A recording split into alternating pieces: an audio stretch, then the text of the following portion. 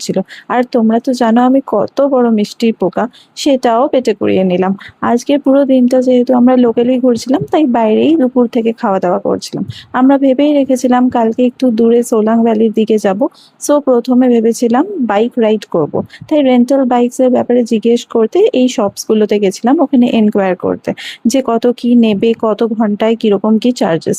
Well, এখনো অবধি আমরা কিছু ডিসাইড করিনি, বাড়িতে গিয়ে ভেবে ডিসাইড করব কাল কোথায় যাব আর কিসে যাব।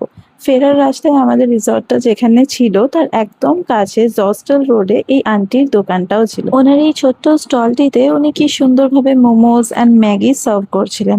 এই দোকানে আমরা যে কদিন ওখানে ছিলাম অলমোস্ট রোজ মোমোজ খেয়েছিলাম। And her behaviour, oh my god, সত্যি খুব ভালো। ম্যাগির রেসিপি বলতে এখানে মোস্টলি সব দোকানেই দেখলাম এরকম বয়েলড ম্যাগি যে সেল হয়, বাট যত ওপরে যাবে মানে হাইটেড এরিয়াতে যাবে তত ম্যাগির কস্টটা বাড়তে থাকবে।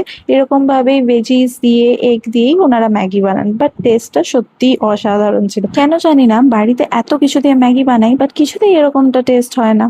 রুমে ফেরার সময় কয়েকটা চিপসের প্যাকেটও কিনে নিয়ে আসি, কারণটা তোমরা এক্ষুনি বুঝতে পারবে। রিসর্টের প্রেমাইসেস এর মধ্যে একটা ছোট্ট ক্যাফেও ছিল, তাতে আমরা সন্ধ্যাবেলায় আড্ডাতে বসি। আশেপাশের গেস্টরাও আমাদের জয়েন করেছিল। Are the chef made us this delicious choco বলস অ্যান্ড হট কফিটা ছিল ওর জন্য। দেন রুমে বসে বসে আমরা লাপাতা লেডিস মুভিটা দেখছিলাম, তখন ওটা রিসেন্ট রিলিজ ছিল।